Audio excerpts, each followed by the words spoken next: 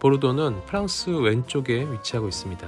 지롱드 강을 중심으로 왼쪽을 좌안으로 부르고 생테스테프, 뽀이약, 생줄리앙, 마고 지역이 있습니다. 우안 대표 지역으로는 뽀모롤, 생테밀리옹 지역이 있습니다.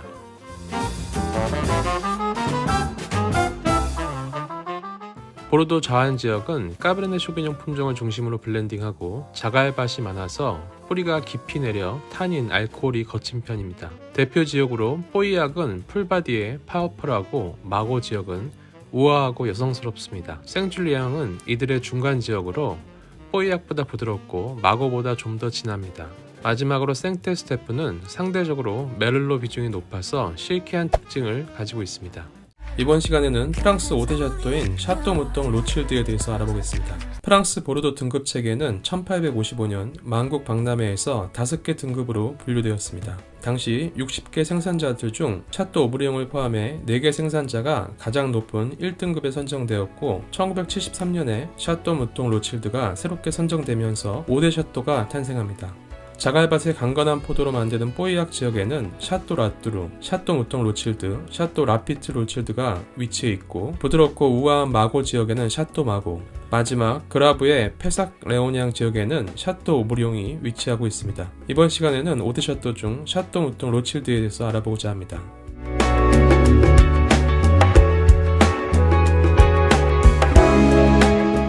1853년 바론 나다니엘 로칠드는 브랑 무똥 포도밭을 구입합니다. 자신의 이름을 붙여서 샤또 무똥 로칠드로 이름을 바꿉니다. 뽀이약 지역의 90헥타르 포도밭에서 와인을 만들고 있으며 자갈과 석회암으로 이루어진 포도밭은 자양분을 얻기 위해 뿌리를 깊이 내려 우아하고 파워풀한 까베르네 쇼비뇽을 재배하기에 용이합니다. 가장 메인 품종으로 까베르네 쇼비뇽은 81%를 차지하고 있는데 이는 풍부한 아로마, 타닌, 숙성미를 부여합니다. 두 번째로 가장 중요한 메를로는 평균 15%를 차지하는데 부드러운 목넘김으로 와인을 실키하게 만듭니다. 까베르네 프랑은 스파이시한 풍미를, 뿌띠베르도는 제비꽃 등의 향미를 추가합니다. 1855년 만국 박람회에서 무똥은 아쉽게도 1등급에 오르지 못합니다. 이에 훗날 바론 필립 로칠드는 이렇게 말했습니다. 1등급은 될 수 없지만 2등은 내가 원하지 않으니 나는 그냥 무똥으로 존재한다. 자신의 와인 양조 스킬에 대한 자부심을 표현한 말입니다. 1932년에 저가 레이블인 무똥카데를 출시하고 이후 자신의 양조 스킬을 바탕으로 전 세계의 천혜의 때로아를 찾으러 다닙니다. 1970년에 미국 로버트 몬타비와 합작하여 오퍼스1을 출시합니다. 1998년에는 칠레의 콘차이 토로와 합작하여 유명한 알마비바를 출시하는 등 전 세계에서 샤또 무똥 로칠드에 못지않은 최고의 와인들을 만들고 있습니다. 무똥은 라벨에 유명한 화가의 그림을 그려넣는 것으로 유명합니다. 1973년에는 피카소의 그림을 넣었고 1958년에는 초현실적인 상상력의 천재 화가인 살바도르 달리의 작품을 넣었습니다.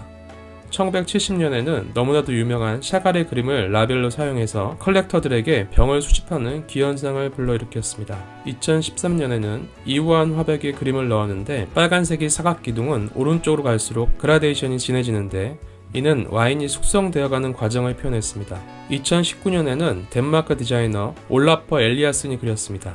골드 색상인 윗부분은 낮 시간을, 검은 아랫부분은 저녁을 표현합니다. 태양의 궤도를 따라서 무통이 1년의 시간 동안 숙성해가는 모습을 형상화했다고 합니다.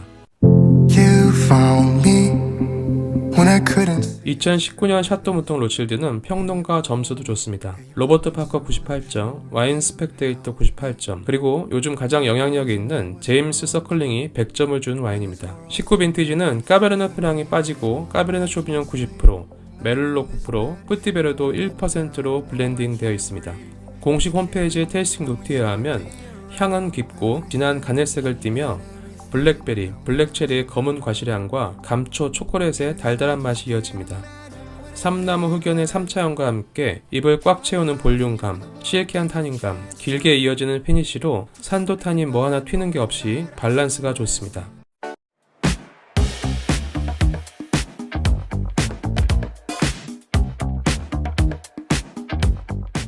지난 시간에 이어 5대 샤또 두 번째 시간으로 샤또 라뚜르에 대해서 알아보겠습니다. 뽀이약이 3가지 5대 샤또 중 하나로 와인 애호가들이 죽기 전에 마셔야 할 한 가지 와인을 꼽으라면 샤또 라뚜르를 꼽곤 합니다.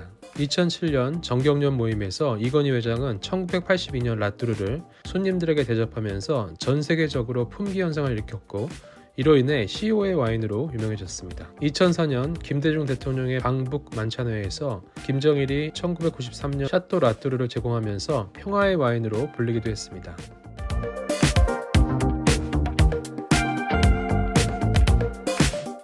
라뚜르는 프랑스어로 탑이란 뜻으로 1331년 백년 전쟁 당시 강어기를 지키기 위해 탑을 짓게 된 데서 유래했습니다. 1853년에는 보르도 와인의 신인 알렉상드로 드 세기로 백작을 통해 지금의 명성을 만든 기틀을 마련했습니다.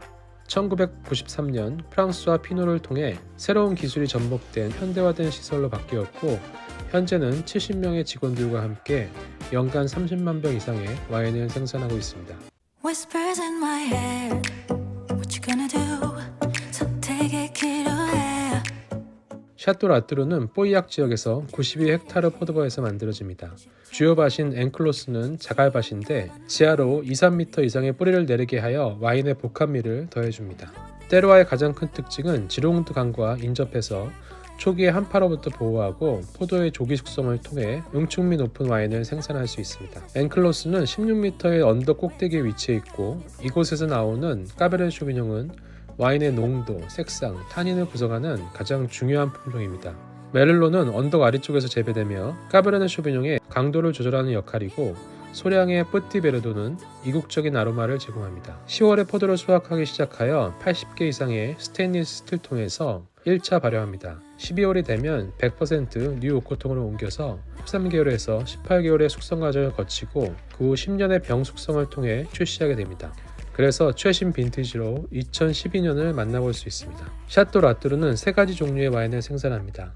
르 그랭뱅은 최고급 와인으로 60년 된 포도나무로 뉴오코 100%로 사용됩니다. 카베르네 쇼비뇽을 메인으로 90% 이상 사용하고 병 숙성은 8년에서 10년 후 출시하게 됩니다. 세컨 와인으로 레포르드 라뚜르는 40년 된 포도나무, 새 오크 비율이 좀 더 낮습니다. 메를로 비율이 높아지고 병 숙성도 6년에서 8년 후 출시됩니다.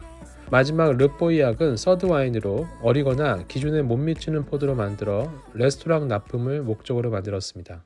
샤또 라뚜르 2012 빈티지는 까쇼 90%, 메를로 9%에 뿌띠베르도 1%로 블렌딩했습니다. 공식 홈페이지 빈티지 설명에 의하면 비가 많고 건기가 길었지만 이를 극복해서 특별히 산미가 좋았던 빈티지로 묘사되어 있습니다. 색은 어둡고 진하며 강한 타닌과 풀바디의 농밀함이 느껴집니다. 세련되고 잘 익은 과실향과 스파이시한 풍미, 부드러운 목넘김, 그리고 기분 좋은 피니쉬로 밸런스가 좋습니다. 코르크 캡슐에 붙여진 위조 방지 태그가 있어서 공식 홈페이지에서 가짜 와인을 구분할 수 있습니다.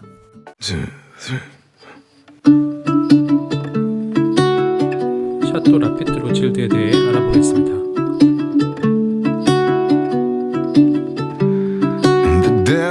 라피트는 강가 작은 언덕의 와이너리란 뜻으로 제임스 로칠드 남작이 인수 후 그의 이름을 따서 라피트 로칠드가 됩니다.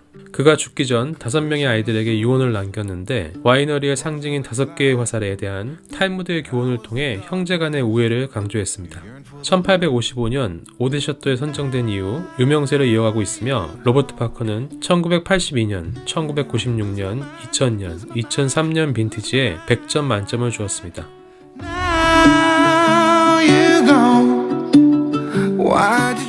공식 홈페이지에 2020년 빈티지 테크 정보에 나와 있는 와인 메이킹 정보를 알아보겠습니다.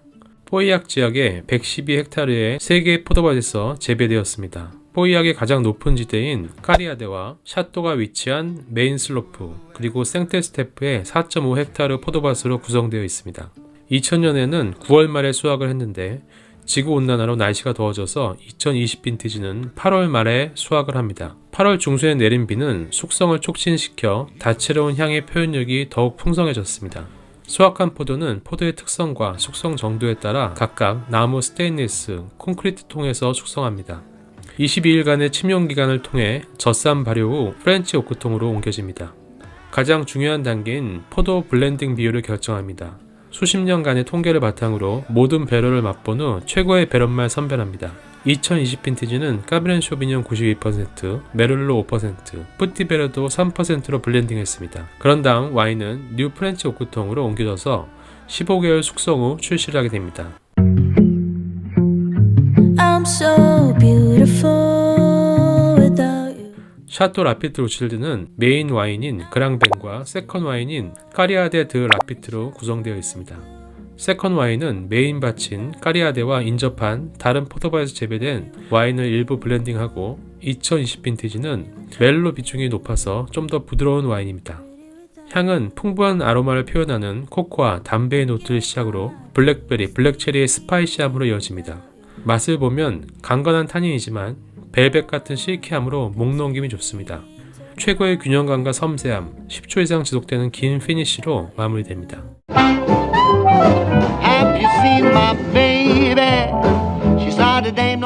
지난 시간에 이어 오데샤또 세 번째 순서로 샤또 오브리옹에 대해 알아보겠습니다. 이번에는 특별히 오브리옹이 어떻게 오데샤또가 되었는지 만들어지는 양조 과정에 대해 자세히 알아보겠습니다.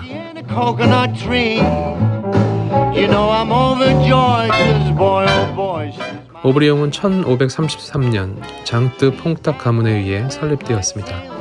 나폴레옹이 전쟁에서 패한 후 오스트리아 빈에서 배상 문제에 대해 논의가 이루어졌는데 이때 외교관의 식탁에 오브리옹이 서브되었습니다. 이 와인 맛에 반해서 분위기가 부드러워졌고 결국 샤또 오브리옹이 프랑스를 구한 와인으로 불리게 되었습니다. 무명에 가까운 오브리옹은 영국 런던의 사교계를 통해 알려지기 시작했고 1533년 나폴레옹의 외무부 장관인 탈레랑에 의해 인수됩니다.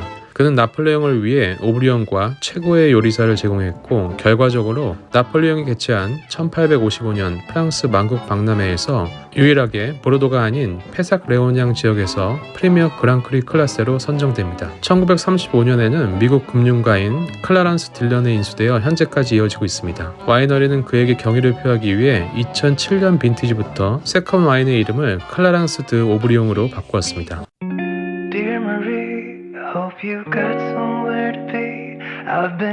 오브리옹이 100만원대에 판매되는 가장 중요한 이유는 바로 때로와에 있습니다. 세 가지 요소인 자갈, 모래, 라임스톤으로 구성되어 배수가 잘 되고 뿌리를 깊이 내려 최고의 포도를 양조하기 적합한 환경을 제공합니다. 총 50헥타르 중 운동장 48개 크기의 포도바에서 메를로, 까베르네 쇼비뇽, 까베르네 프랑, 뿌띠베르도 레드와인 품종을 생산하고 3헥타르에서는 화이트 와인으로 세미뇽, 쇼비뇽 블랑을 재배하고 있습니다. 양조 과정을 살펴보면 11월이 되면 익은 정도에 따라 포도를 손수확하고 줄기를 제거합니다. 그 후 2주간의 발효 과정을 거칩니다. 온도 조절을 통해 색상과 타닌이 충분히 무르익으면 통에서 와인을 꺼냅니다. 12월이 되면 와인의 맛을 결정짓는 가장 중요한 품종 블렌딩 비율을 결정하게 됩니다. 100년간의 여러 통계를 통해 그의 날씨와 양조 조건을 비교하고 최적의 블렌딩 비율을 정합니다. 2022년 빈티지는 메를로 62.1%, 까베르네 쇼비뇽 21.9%, 까베르네 프랑 14.5%, 뿌띠베르도 1.5%로 블렌딩 되었습니다. 그 후 18개월에서 20개월간의 오크 숙성을 진행합니다. 이때 사용되지 않은 새 오크통 사용 비율을 결정합니다. 새 오크에 의해 와인이 압도되지 않도록 하기 위해서 100% 비율보다 낮은 비율을 사용합니다. 그래서 1915년 오브리옹은 78%, 2020년 오브리옹 세컨은 30%를 사용하고 있습니다. 와인이 오크통에서 숙성되는 과정 중에 오크통에서 렉으로 옮기는 작업이 있는데 배럴 바닥에 구멍을 뚫어 와인을 흘려보내는데 이때 촛불을 켜서 투명도를 체크해서 조심스럽게 작업을 합니다. 이를 통해 산소와 접촉해서 와인을 더 부드럽게 만드는 과정입니다. 이제 마지막으로 병입을 한 후 천천히 병에서 숙성한 후에 출시를 하게 됩니다.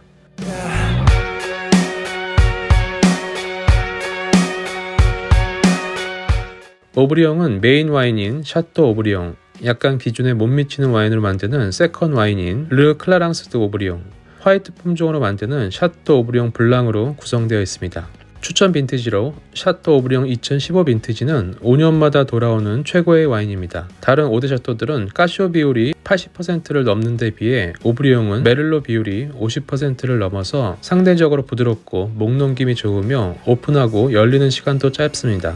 2015 빈티지는 메를로 50%, 까베르네 쇼비뇽 42%, 까베르네 프랑 8%로 블렌딩 되어 있고 뉴 오크 비율은 78%를 사용하며 18개월 오크 숙성 후 병입해서 출시합니다. 세컨 와인인 르 클라랑스 드 오브리옹의 추천 빈티지는 2020 빈티지로 최근 지구온난화로 포도의 응축도 좋아서 지금 마셔도 충분히 부드럽게 잘 열리는 와인입니다. 메를로 비율 60%, 뉴오크는 30%를 사용합니다. 마지막으로 화이트 와인인 샤또 오브리옹 블랑 2022 빈티지는 좀 더 숙성이 필요하고 세미뇽 51%, 쇼비뇽 블랑 49%에 뉴오크는 40%를 사용합니다. 우리가 흔히 마시는 뉴질랜드 쇼비뇽 블랑과 다르게 풀바디에 가깝고 14도의 높은 알코올로 진한 느낌이지만 세미뇽 품종의 달달한 백살구의 향과 다양한 꽃향으로 복합미를 느낄 수 있습니다.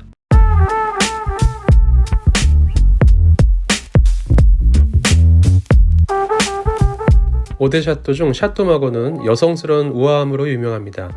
지금 소개하는 이 영상은 마고가 표방하는 우아한 아름다움을 한 편의 영화로 만든 홍보 영상으로 마고의 캐릭터를 이해하는 데 도움이 됩니다.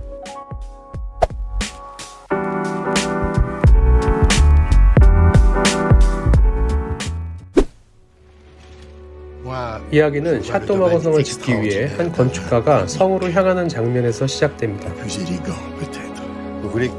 Oui, c'est cela, monsieur Comte. Je veux que vous construisiez un palais à la gloire de ce très grand vin. Le symbole de son excellence, par-delà les mers, par-delà les siècles. Le château Margaux. Ce château doit avoir une signature d'excellence. Elle doit s'enorgueillir de votre signature. Combe, l'architecte. 마고의 포도밭에서 한 여인을 발견합니다. Pardonnez-moi.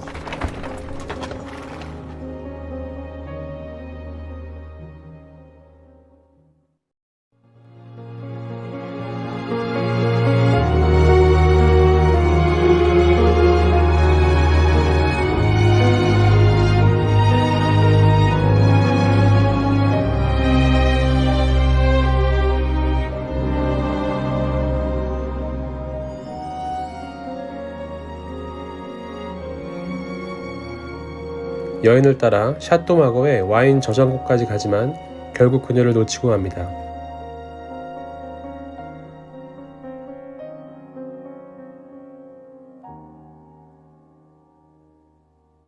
한 세계를 뛰어넘는 위대한 건축물의 모티브를 찾으려고 하지만 영감은 쉽게 떠오르지 않습니다.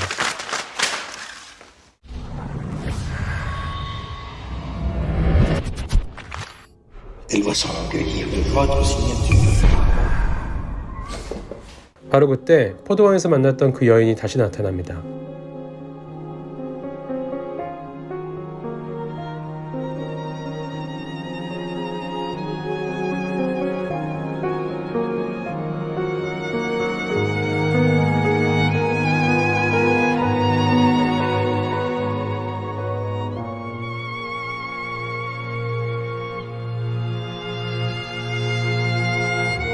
그리고는 포도송을 건네주고 손으로 흔적을 남깁니다.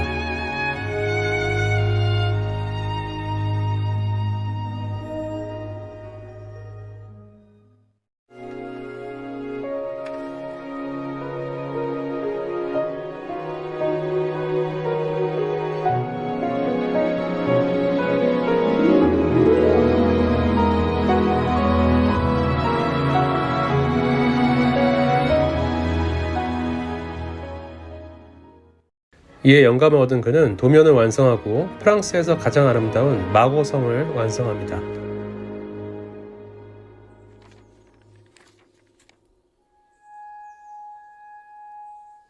Mon ami, cet ouvrage est une splendeur qui dépasse toutes mes espérances.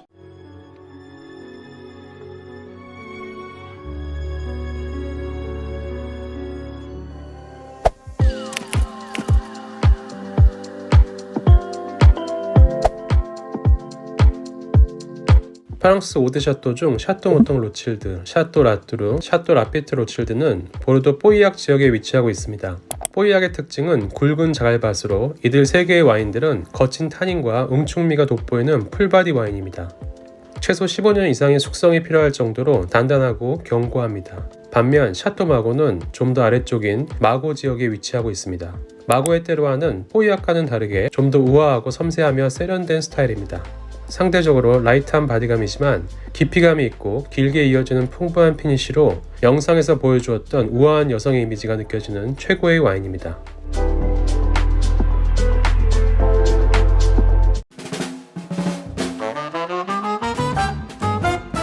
지난 부르고뉴 정리에 이어서 이번 시간에는 보르도 지역에 대해서 알아보겠습니다. 보르도는 프랑스 왼쪽에 위치하고 있습니다. 지롱드 강을 중심으로 왼쪽을 좌안으로 부르고 생테스테프, 뽀이약, 생줄리앙, 마고 지역이 있습니다. 우한 대표 지역으로는 뽀모를, 생테밀리옹 지역이 있습니다.